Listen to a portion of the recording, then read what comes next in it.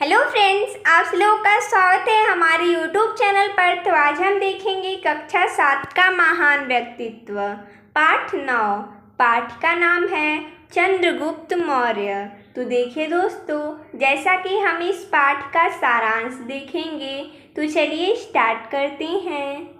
चंद्रगुप्त मौर्य ने अपने बाहुबल और अदम्य साहस से भारत में राजनीतिक एकता स्थापित की। सिकंदर ने सिंध, पंजाब तथा सीमा प्रदेश को जीता और यूनानी अधिकारियों को यहाँ का शासन सौंपकर लौट गया। यानी कि सिकंदर ने कई प्रदेशों को जीता और वो शासन यूनानी अधिकारियों को सौंप गया।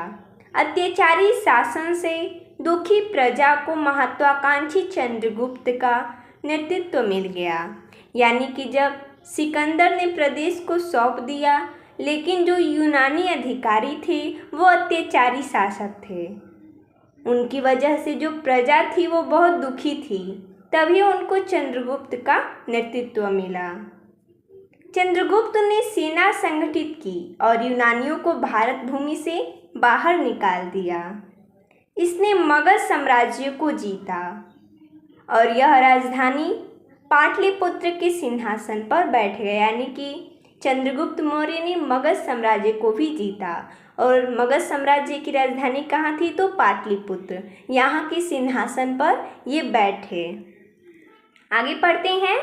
उत्तर भारत के बाद संपूर्ण भारत को एक सूत्र में बांधने के लिए बंगाल, मालवा आदि राज्य इसने जीत लिया। सिकंदर के सेनापति सेल्यूकस को भी इसने अपने अंतिम युद्ध में हराया। तब सेल्यूकस ने अपनी पुत्री का विवाह इससे कर दिया। किससे? तो चंद्रगुप्त मौर्य से। अपने विशाल साम्राज्य की व्यवस्था को इसने 3 भागों में बांट दिया था। वो 3 भाग इस प्रकार हैं: केंद्रीय शासन, प्रांतीय शासन, स्थानीय शासन।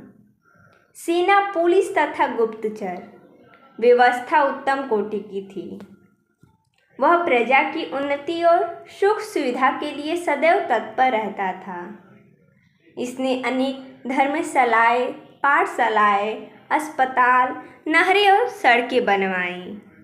यानी कि चंद्रगुप्त ने अपनी सेना, पुलिस और गुप्तचर का अर्थ होता है जासूस, वो सभी को अच्छी प्रकार से देखता था या उत्तम कोटि का था उसका व्यवस्था। वह प्रजा की उन्नति और सुख सुविधा के लिए हमेशा तैयार रहता था।